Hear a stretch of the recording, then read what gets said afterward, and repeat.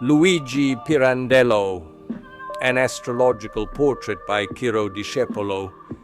How could one explain, if not above all with a dominant Venus at the ascendant in the sign of Gemini, that the son of a rude and uncultured man, a sulfur merchant, born and raised in a small town in southwestern Sicily in the last century, showed over the years such a love for literature to the point of becoming a Nobel Prize winner for literature? Often professions are inherited from fathers, or from the environment in which one lives. Other times they are chosen based on the strict market needs of the local economy. This is the case, for example, of fishermen on an island. Other times they arise as a reaction to an internal problem. This is the case of Gavino Leda, the author of Father Master, who, to compensate for the long years of forced silence spent grazing sheep on the Sardinian mountains, became a professor of glottology, the science of verbal communication. But what about Pirandello? In the cases of Pirandello, there was evidently a driving force that prevailed over all the others that seemed to prevail, and the Venus mentioned is certainly an anode capable of attracting in a very specific direction even the libidinal electrons of a young being so strategically distant from the world of the arts. The dominant Venus in Gemini at the ascendant is, however, not the only element of astrological recognition of this very singular case. Mercury, lord of the ascendant in the third house, and the sun that is trine to Jupiter, lord of the sixth in the 10th, enthroned in Pisces, also contribute to identifying it. This last point justifies the great literary success of the writer who died in 1936. The astrological analysis of Luigi Pirandello is decidedly stimulating, as it can be based on some important factors: the precise knowledge of the subject's time of birth, a large quantity of works that are the mirror of his soul, and that offer an immediate comparison of the image of the poet that is offered to us by his astrological picture. A life rich in significant episodes, also useful for the attempt of analysis in parallel with astrology. The facts of his life, the commentary on his works, the biography of those who were close to him, the joys and sorrows that animated him, the list of defects and qualities that represented him to the world, are all offered to us in a wonderful essay of precision, historical and cultural research. That is the biography of Gaspare Giudice, published by UTET. And it is by following this chronologically that we're about to comment on the sky chart of the subject's birth. In it we read how Luigi came into the world in the countryside of Caos near Agrigento, today's Agrigento, on June 28, 1867, at 3:15 in the afternoon morning. His mother had been sent away from the village to avoid the danger of contagion from cholera, which at that time was claiming numerous victims in Sicily. Stefano Pirandello's second son was born without a midwife, and soon after faced a second major test, forced weaning, following the loss of milk that his mother caused with a great fright. In Pirandello's biography, she appears like the other female figures who shaped the model of his soul, sick or in a negative way. Caterina Ricci Gramito lived, in fact, in the shadow of her husband Stefano, who today would easily be judged a great chauvinist. The cross-section of her sad existence can be offered to us by the position of the moon in her son's horoscope, in conjunction with Pluto in the 12th house and opposed to Saturn in the 6th. This is a fundamental point of the theme in question: the feminine, the feeling, the soul, all in the negative, in the very sensitive Cancerian. As we will see later, his sister had a period of madness, and his wife Antonietta was mad, while two of his great loves were bitter. the platonic one which never grew in a satisfactory sense, for the actress Marta Abba, and the one for his beloved daughter Lieta, who tore his heart when, getting married, she left him to follow her husband to Argentina. Regarding the feminine understood as a feeling, there was an episode in the childhood of the little Pirandello which can well illuminate his future definitive vision of women and love. One day the little Luigi, driven by great curiosity, furtively arrived in the mortuary room where a corpse was lying already on the bench, ready for burial. Already terrified by the gloomy vision, the little boy was startled to discover that he was not alone in the room. In the darkness to which his distraught little eyes were becoming accustomed, he distinguished a man and a woman clinging to each other, she with her skirts raised, engaged in a rhythmic movement that was unacceptable to his young spirit. Leonardo Sciascia, commenting on the episode, would say, "Always in Pirandello, love will have this hint of death. Not the idea of death, but the physical putrescent presence of death, or he will be clouded by madness, or poisoned by misunderstanding and betrayal. There is never in his characters a moment of abandonment to the heart and the senses, and there is never a woman who, however beautiful, the author does not invest more or less evidently with a shadow of repulsion." Later, but not so much, our man will live another drama on the theme of what has just been said. It is about an adulterous relationship that his father had when he was 14 with a widowed relative. Luigi, blinded by disgust towards his father and by the pain he felt towards his beloved mother, arrived at a very serious gesture. He spat in the face of his father's lover. From here began a progressive cooling of feelings between him and his parent that would never bring them closer again. From what has been said so far, we can first understand the attitude of the writer towards the image of the woman. We note a singular polarity between the scabrousness of almost all his literary stories and the Puritanism emerging in every manifestation of his life. Regarding the latter, it is enough to remember the hostility he had for D'Annunzio, considered a libertine, in addition to the reasons for personal friction due to questions of prestige, and how disgusted he was with the behavior of the Duscia, whom he had previously admired, when the latter shocked his sensibilities by proposing, regarding his love for Marta Abba, to move from platonic to consummate by laying the actress on a sofa. In this contrast, leave the astrological aspects already mentioned, as well as the position of Mars in the 4th house opposite to Jupiter. It is a crystalline reference to the figure of his father Stefano, a physically imposing man, tough and severe, who had fought first with Garibaldi and then with the local mafia that wanted to blackmail him in relation to his sulfur trade.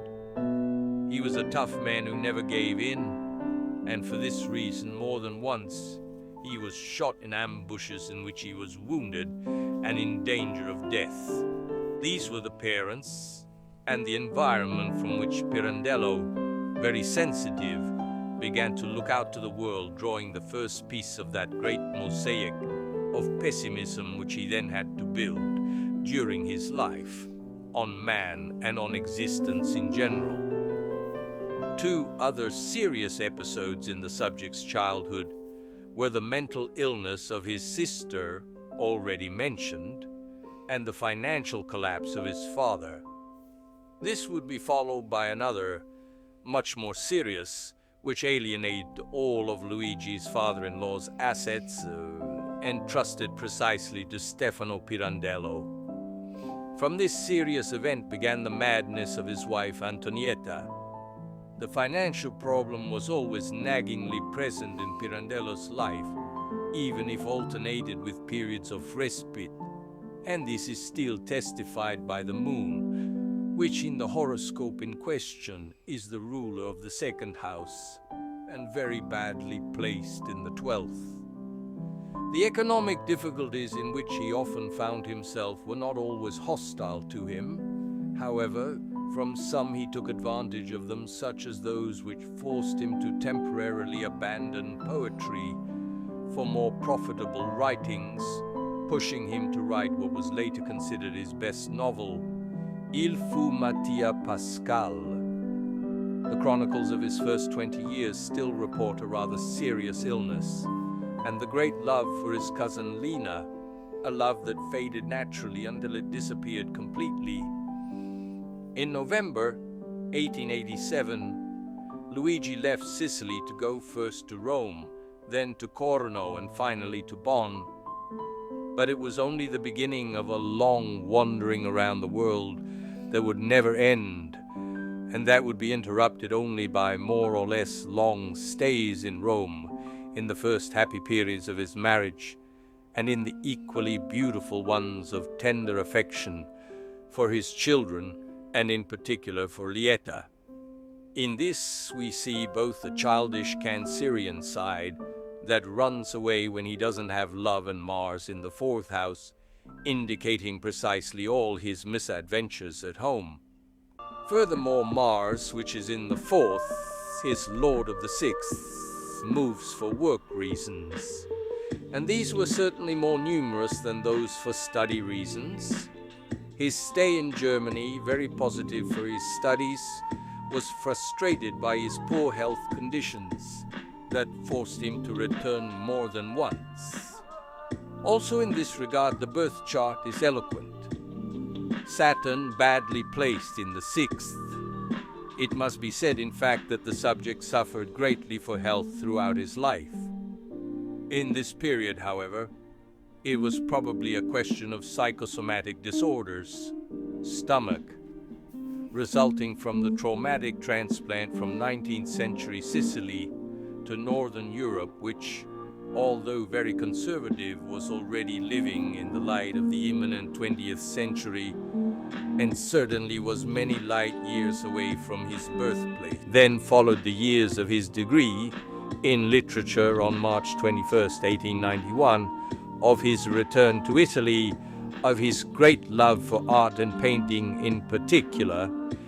How could he be distracted with Venus ruling the ascendant, in Gemini, ruler of the 5th house, of his marriage to Antonietta Portolano, and of the new great test of his life? It is 1903. Neptune arrives on the Sun at the cusp of the 2nd sector, and Uranus moves into the 7th. Financial collapse of his father, who supported him almost entirely from an economic point of view, and great crisis of his wife, first paralyzed and then gone mad. The following years saw him very busy with work, which by now also meant support for himself and his family. In this period of time we see him acting on several fronts: that of teaching at the university, that of critic and essayist for various newspapers, novelist and short story writer, and finally as a playwright. In this last activity, which was then the most important, we still find the very important dominant Venus, lady of the 5th field, precisely the one related to the show. The judge describes him in his eternal contradiction, full of passion inside and cold outside, even in his clothing. He almost always dressed in gray.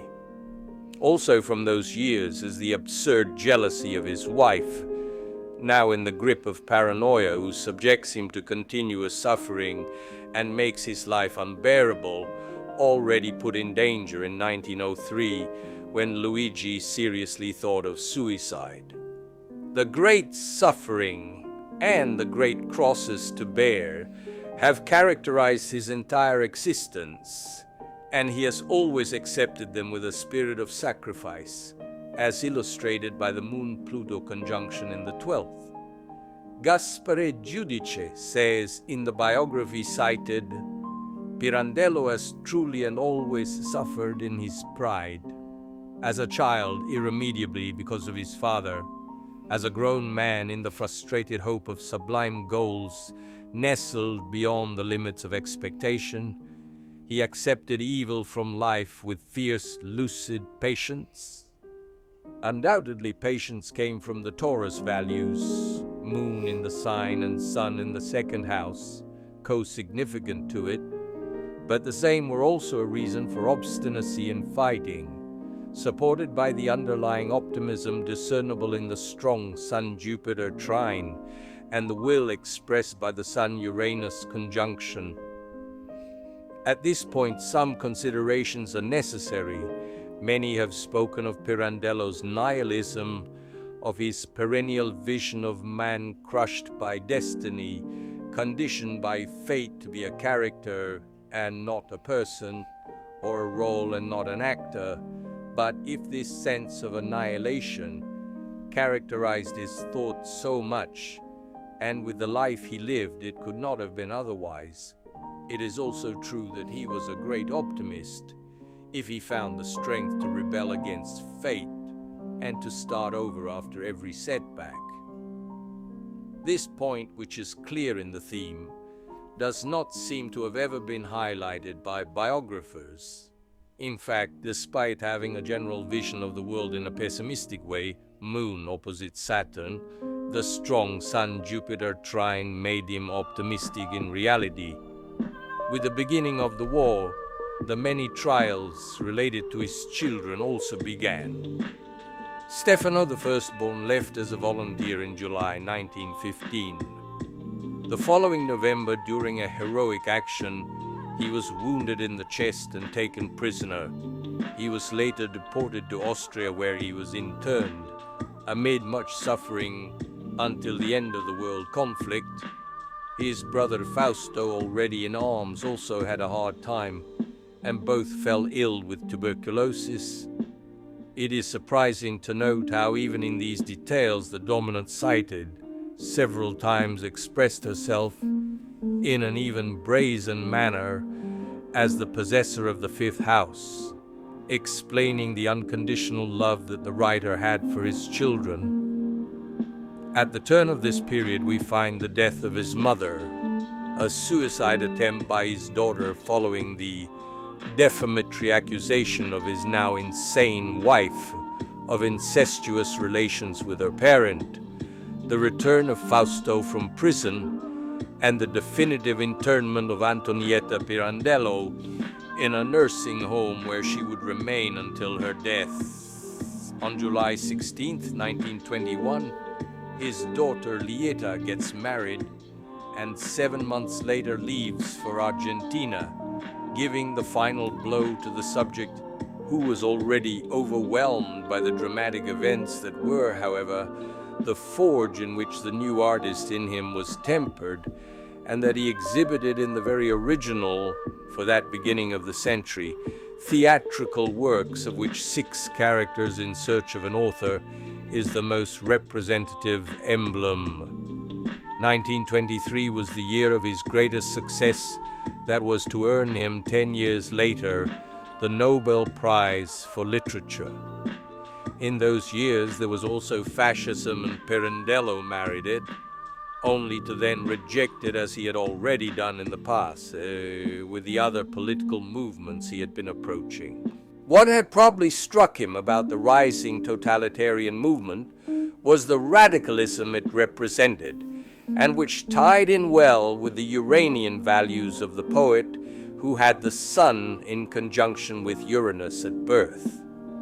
The Cancer values, on the other hand, exhaustively illuminate the inconstancy of his political ideas. This was also the case in his relationships with other greats of his time in the world of literature, with whom he had continuous ruptures and manifestations of hostility, Saturn badly placed in the 6th. The great son of Girgenti spent the last season of his life in voluntary exile, after the innumerable manifestations of hostility suffered in his homeland, conjunction in the 12th house, especially in Germany and France, increasingly nomadic, broken and morally aged. This is what he wrote to his daughter in 1931. Your father, Lieta, must spend the few days that are left to him alone, without a home or a fixed abode anywhere. In addition to being a need of his spirit that is now irreconcilable with any habit of life, this is a necessity, since adverse fate has so incited the enemies of his talent and his value against him, that there is no longer any room for him in his homeland. He must earn his life outside, here and there, and no longer for himself. I hope to die on my feet, so as not to end up in a hospital in France or America. But I don't care. For now, I'm thinking of working, and I'll work as long as I can. Death doesn't scare me because I've been prepared for it for a long time, as for all things in life. It's a bitter serenity conquered at the cost of having accepted everything, and I no longer see, not even in death, a liberation. Death came on December 10th, 1936. By his will, he was stripped of all his clothes and covered only with a white sheet. He was then cremated without any funeral. However, no one had the courage to fully carry out his will, and his ashes, instead of being scattered to the wind as he had requested, were kept in a rock monument that arose years later in Agrigento, near his birthplace. The austerity of his death is expressed to us in astrological language by the radical 8th house in Capricorn and Saturn that governs it. Also informs us of the unpopular side that it had, opposition to the moon, since no one could follow his coffin.